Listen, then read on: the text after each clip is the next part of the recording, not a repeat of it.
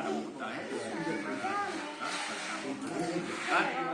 सूत जी महाराज कहते हैं कि ये श्रेष्ठ मुनि, प्राचीन काल में उल्कमुख नाम का एक राजा थे।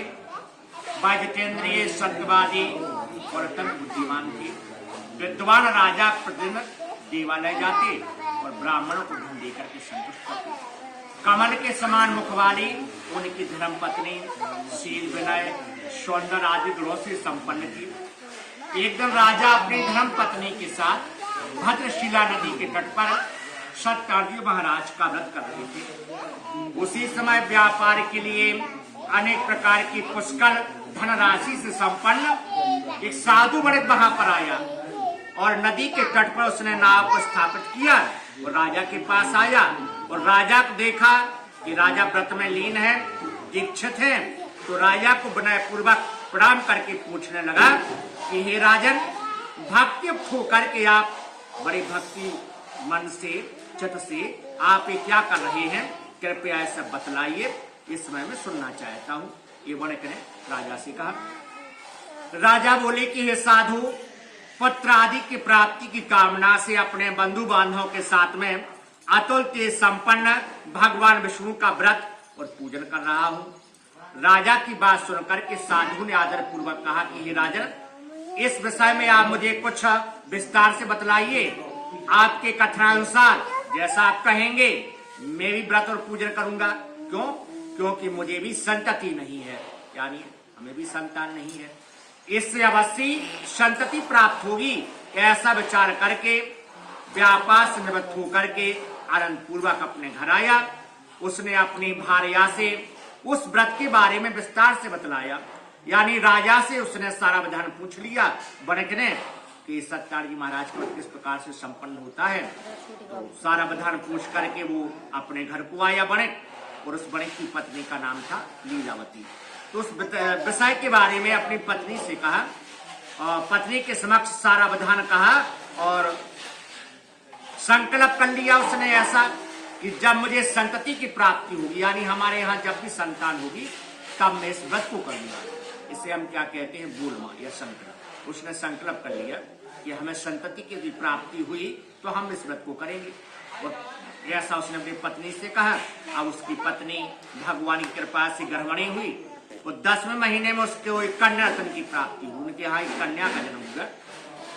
वह शुक्ल पक्ष के चंद्रमा की भांति दिन प्रतिदिन बढ़ने लगी। उस कन्या का नाम कलावती रखा गया।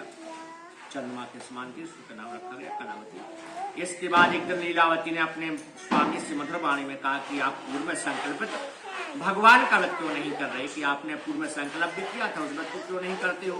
साधु बोला कि हे प्रिय, इसकी विवाह के समय करूंगा। इस प्रकार अपनी पत्नी को भली भांति आश्वासित करके वह नगर व्यापार करने के लिए नगर को चला गया और वह कन्या अपने पिता के घर में बढ़ने लगी, बड़ी होने लगी। धर्मक साधु ने जब सखियों के साथ देखा अपनी कन्या को तो सोचा कि अब ये विवाह के योग्य है। तो आपस में मंत्रणा करके कन्या के विवाह के लिए श्रेष्ठ वर का अन्वेषण किया। करो, ऐसा उन्होंने आदेश दिया दूतों को कि जाओ तुम कोई अच्छा सा वर ढूंढ करके आओ हमारी पुत्री को। आज्ञा पाकर के दूत कंचनपुर नगर को पहुंचे, एक वणिक के पुत्र को लेकर आ गए और वणिक ने अपने जाति संबंध लोगों के साथ संतुष्ट होकर के अपनी कन्या का दान कर दिया, कन्यादान कर दिया। लेकिन दुर्भाग्य से साधु भगवान का संकल्प व्रत भूल गया। जो उसने संकल्प किया था कि मैं भगवान का व्रत करूंगा, उस व्रत को भूल गया। पूर्व संकल्प के अनुसार विवाह के समय में व्रत न करने के कारण भगवान उस पर रुष्ट हो गए। विवाह उसने कहा था कि जब कन्या का विवाह होगा सत्यवादी महाराज का व्रत करूंगा, ये संकल्प व्रत भूल गया तो भगवान उससे रुष्ट हो गए, यानी नाराज हो गए। कुछ समय के बाद अपने व्यापार क्रम में कुशल वह साधु काल की पीड़ना होती है तो अपने दामाद को उसने साथ में लिया और चल पड़ा कहा, रतनसारपुर नगर की तरफ, और वहां व्यापार करने लगा। और वे राजा चंद्रकेतु के नगर में आए और उसी समय भगवान ने श्राप दिया कि जाओ तुम्हें कठिन दुख प्राप्त होगा। और एक दिन राजा के चंद्रकेतु के धन को चुरा करके चोर वहीं आ गए जहां दोनों ठहरे हुए थे, ससुर दामाद। और उन चोरों ने देखा कि हमारे पीछे राजा के सैनिक दौड़ते हुए आ रहे हैं, तो धन को वहीं छोड़ करके छिप गए। राजा के सैनिकाय दोनों के पास धन को रखा देख करके बांध कर ले गए और बोले कि हम 2 चोर पकड़ कर लाए हैं, देख करके आप आज्ञा दें। राजा की आज्ञा से उनको जेल खाने में कारागार में डाल दिया गया। भगवान सदेव की माया से किसी ने उनकी बात भी ना सुनी और चंद्रकेतु उन दोनों का धन भी ले लिया। और भगवान के साप से बड़े के घर में उनकी भारिया भी दुखित हुई। उनके घर में सारा जो धन था चुरा लिया।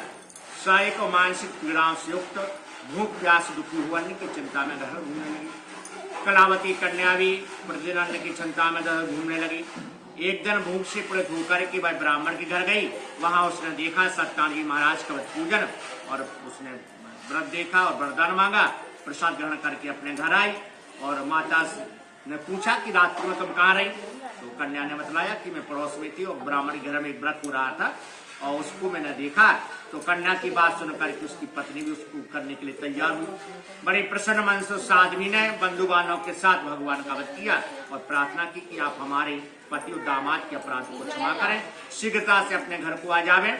इस व्रत से भगवान सत्यानंद भगवान अपना संतुष्ट हो गए और राजा को उन्होंने सपन दिया कि राजन प्रातः काल दोनों लड़कों को छोड़ दें और उनको सारा धन भी वापस कर दें जो तुमने समय ले लिया है, अन्यथा राज धन पत्र सहित तुम्हारा सर्वनाश कर दूंगा।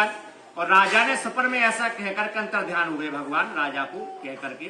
प्रातःकाल राजा ने अपने सभासदों के साथ सपन लोगों को सुनाया और बंदी बड़ों पुत्रों को से ये मुक्त करने का आदेश दिया और उन्हें सामने लाया गया बंदी मुक्त करा।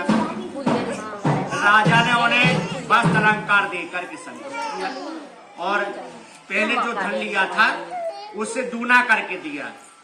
सोना चांदी हीरा मोती मणि राजा ने उनको दिए और राजा को प्रणाम करके आपकी कृपा से हम जा रहे हैं ऐसा कह करके वैश्य ने अपने घर की तरफ प्रस्थान किया। स्कंद पुराण के अंतर्गत देवाखंड में श्री सत्यनारायण कथा का यह 3रा अध्याय संपूर्ण हुआ। प्रेम से बोलिए सतदेव जी महाराज की जय।